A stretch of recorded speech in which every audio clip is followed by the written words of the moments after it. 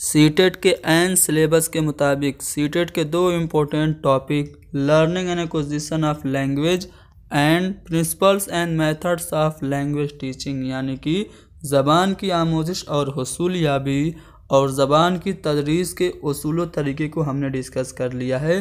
साथ ही साथ इससे रिलेटेड कुछ इम्पोर्टेंट MCQs भी डिस्कस किए हैं। अगर आप लोगों ने हमारी वो सभी वीडियोस नहीं देखी हैं तो डिस्क्रिप्शन में लिंक होगी, उसकी मदद से आप लोग वो सभी वीडियोस ज़रूर देखें। आज हम लोग डिस्कस करेंगे उर्दू पेडागोजी के तीसरे टॉपिक की, जो कि सीटेट के एन सिलेबस के मुताबिक है। इसमें हम लोग role of listening and speaking, यानी कि सुनने और बोलने का किरदार क्या है, ये जानेंगे। साथ ही साथ इससे रिलेटेड कुछ इम्पोर्टेंट मारूजी सवालात भी हल करेंगे, जो कि आपको एग्ज़ाम में बहुत ही मददगार साबित होंगे।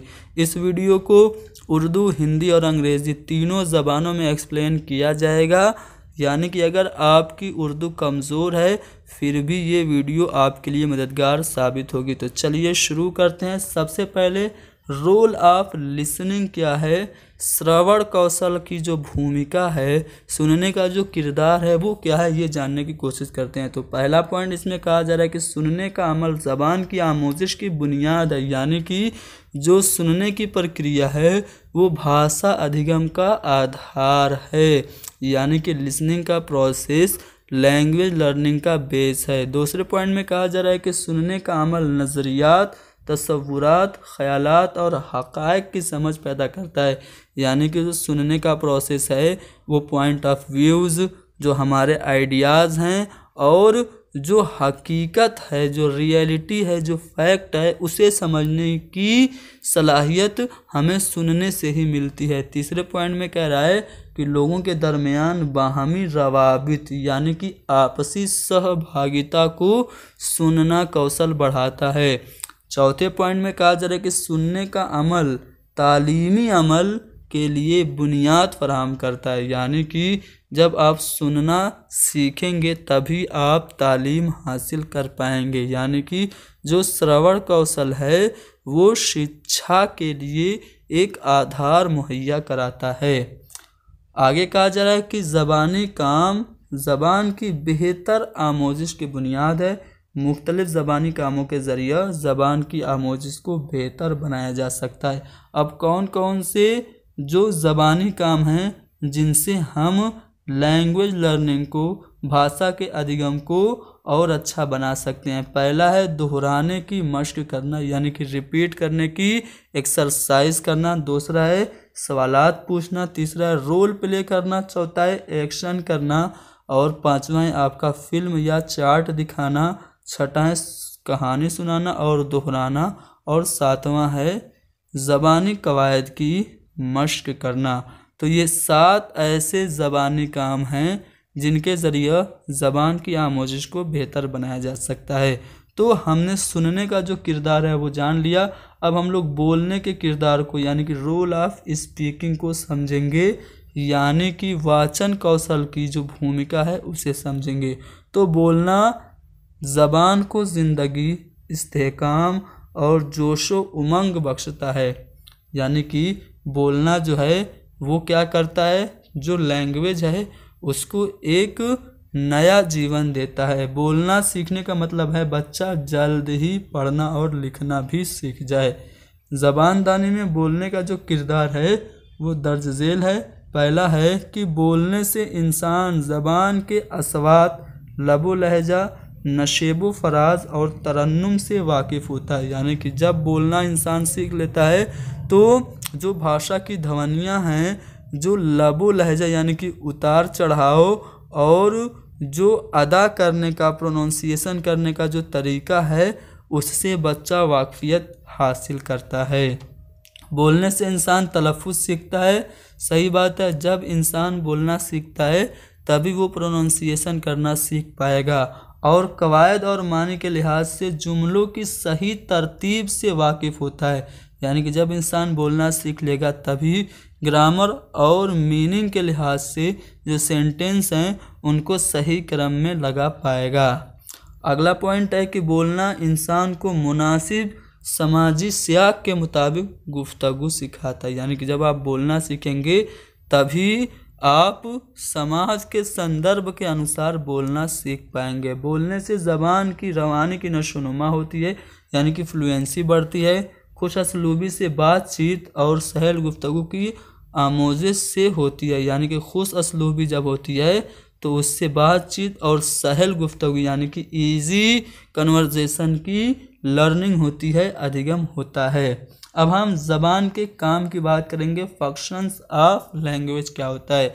तो ज़बान के 3 अहम काम हैं जो कि आपके सामने है। पहला है तरसील का वसीला, जिसको हम लोग मीडियम ऑफ कम्युनिकेशन कहते हैं, यानी कि संप्रेषण का माध्यम। दूसरा है तफक्कुर का वसीला, यानी कि मीडियम ऑफ थॉट, जिसे हम लोग विचार करने का या फिर चिंतन करने का माध्यम कह सकते हैं। तीसरा है सकाफती तबादला, जिसे हम लोग ट्रांसमिशन ऑफ कल्चर यानी कि संस्कृति का स्थानांतरण कह सकते हैं। तो ये हैं 3 काम ज़बान के। अब हम लोग बात करेंगे कि बच्चे ज़बान को बतौर वसीला कैसे इस्तेमाल करते हैं। लैंग्वेज को एज ए सोर्स या फिर एज ए टूल बच्चे कैसे प्रयोग करते हैं, उपकरण के तौर पर भाषा को बच्चे कैसे प्रयोग करते हैं। तो ज़बान बच्चे की ज़हनी सलाहियतों की नशोनुमा में एक अहम किरदार निभाता है और बच्चे मुख्तलिफ़ सूरतों में ज़बान का इस्तेमाल करते हैं। यानी कि भाषा जो है वही उसी के ज़रिए बच्चों के मेंटल डेवलपमेंट में क्या होता है, इजाफ़ा होता है और बच्चे मुख्तलिफ़ सूरतों में यानी कि विभिन्न परिस्थितियों में भाषा का प्रयोग करते हैं।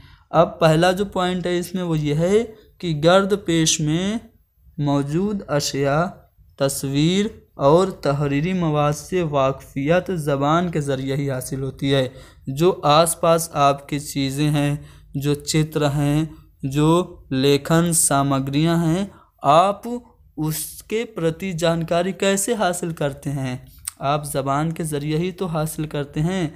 दूसरा पॉइंट है घर और स्कूल में इस्तेमाल होने वाली ज़बान में रब्त कायम करते हैं, यानी कि भाषा के ही माध्यम से हम लोग अपनी मातृभाषा यानी कि जो घर में बोली जाती है और हमारी दूसरी ज़बान जो कि स्कूल में इस्तेमाल होती है उसमें हम लोग संबंध स्थापित करते हैं, अपने ख़यालात और तजर्बात बयान करते हैं। भाषा के माध्यम से ही हम अपने विचारों का आदान प्रदान करते हैं, अपने विचार और अपने आइडियाज़ दूसरों को अभिव्यक्त करते हैं, दूसरों की बात बगौर सुनते और रद्द अमल का इजहार करते हैं। ज़बान के ज़रिए ना हम दूसरों की बात सुनते हैं और अपना रिएक्शन देते हैं।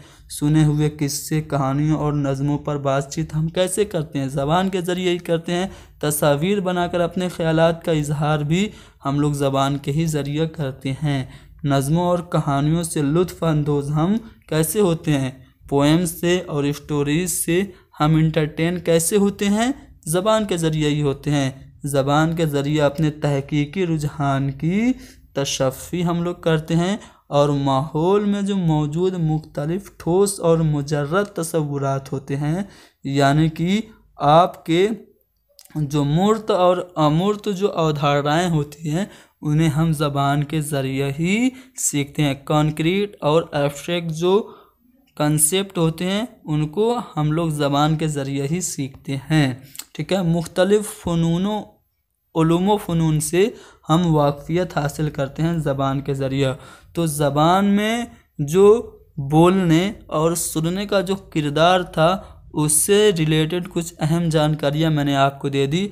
अब हम लोग इससे रिलेटेड गुज़िश्ता सालों में पूछे गए कुछ अहम मारूज़ी सवालात को हल करेंगे। पहला सवाल आपके सामने कि दर्ज झेल में से कौन सुनने से पहले की सरगर्मी है, यानी कि श्रवण कौशल, लिसनिंग स्किल से पहले की एक्टिविटी क्या इक्तबास के बारे में यानी कि पैसेज के बारे में तलबा से क्वेश्चन करना है, मतन में यानी कि पैसेज में शामिल लफ्ज़ों और मुहावरों को मुंतखब करना यानी कि उनका चयन करना और पहले उन पर बातचीत करना है, या फिर मतन के अफकार व ख़यालात यानी कि मतन की जो आइडिया है उसके मुताल्लिक सवालात के जवाब लिखने के लिए कहना, या फिर तलबा से ये पूछना कि वो मौजू के बारे में क्या जानते हैं और उनके बारे में उनके तजर्बात क्या हैं। यानी कि सुनने से पहले की सरगर्मी क्या है? सुनने से पहले की सरगर्मी ये है कि आप बच्चों से पूछें कि जो टॉपिक आज हम आपको सुनाने वाले हैं उसके बारे में आपको क्या पता है। जैसे आप बताना चाह रहे हैं हाथियों के बारे में, तो आप उससे पूछेंगे कि हाथी के बारे में आप क्या जानते हैं, उनके बारे में आपके क्या अनुभव हैं, क्या एक्सपीरियंसेस हैं। तो इस तरह से हम सुनने से पहले की सरगर्मी कर सकते हैं। बच्चों से उस टॉपिक से रिलेटेड वो लोग जो कुछ भी जानते हैं और उनके जो अनुभव हैं वो पूछ कर, तो इसलिए हमारा डी वाला ऑप्शन यहाँ पे सही होगा। अगला सवाल आपके सामने है कि ज़बान की चारों महारतों के अलावा किसका शुमार ज़बान की महारत में होता है। अब देखिए ज़बान की 4 महारत होती हैं, listening skill, speaking skill, reading skill और राइटिंग स्किल, यानी कि सुनना, बोलना, पढ़ना और लिखना। इसके अलावा भी एक और है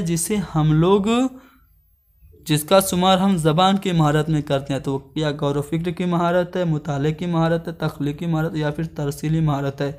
तो जो तरसीली महारत है यानी कि कम्युनिकेशन स्किल जो है उसे हम लोग ज़बान की चारों महारतों के अलावा उसे भी ज़बान की महारत में शुमार करते हैं। तो डी वाला ऑप्शन हमारा जो संप्रेषण कौशल है वो सही जवाब होगा। अगला सवाल आपके सामने है कि एक उस्ताद अपने तलबा से कहता है कि खाने के बारे में मतन पहले से पहले खाने की आदात व अतवार के बारे में अपने दोस्तों से बातें करें। यानी कि खाने के बारे में जो यहाँ पे पैसेज लिखा है उसे पढ़ने से पहले आप खाने का जो तरीका है उसके बारे में अपने दोस्तों से डिस्कशन करिए। तो इस तरह उस्ताद क्या कर रहा होता है? क्या वो बोलने की महारत में इजाफा कर रहा है या फिर मतन को यानी कि पैसेज को बावाज़े बुलंद पढ़ने के काबिल बना रहा है या फिर मतन को समझकर पढ़ने के काबिल बना रहा है या फिर आमोज़गारों की ज़िंदगी के तजर्बात को क्लासरूम आमोज़िश से जोड़ना चाहता है।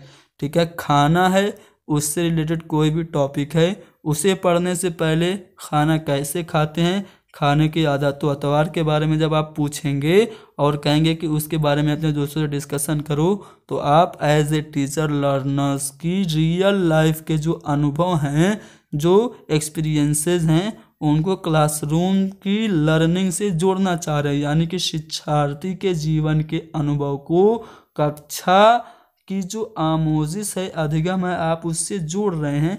इसीलिए खाने के बारे में पढ़ने से पहले खाने की जो आदत और अतवार है उसके बारे में उससे डिस्कशन करने के लिए कह रहे हैं। तो इसलिए आपका चौथा वाला ऑप्शन सही है। अगला सवाल कि बच्चों को तामुल फराहम करने का क्या फ़ायदा होता है। बच्चों को जब हम इंटरेक्शन करने का मौका देते हैं, अंतःक्रिया का करने का मौका, तो इससे क्या होता है कि वो कवायदी उसूल यानी ग्रामर के जो रूल हैं वो सीखते हैं, अपने ख़यालात व तजर्बात का इजहार करते हैं, या फिर बालिगों की यानी कि परिपक्व जो वयस्क होते हैं उनकी नकल करते हैं, या फिर अल्फाज सीखते हैं। तो जब हम बच्चों को अंतःक्रिया करने का मौका देते हैं तो वो अपने ख़यालात और तजर्बात का, अपने आइडियाज़ और व्यूज़ का, अपने विचारों का आदान प्रदान करते हैं। अगला सवाल कि क्लासरूम में अक्सरों बेशतर कहानी सुनाने का एहतमाम करना चाहिए, क्यों? अक्सर क्लासरूम में कहानियाँ क्यों सुनानी चाहिए? इससे अखलाकियात यानी कि मोरालिटी की तालीम होती है, या फिर यह ज़बान को मजमूई तौर पर पेश करती है। इससे मुश्किल अल्फाज यानी कि डिफ़िकल्ट वर्ड सीखने का मौका मिलता है, इससे तलबा लुत्फ़ अंदोज़ होते हैं।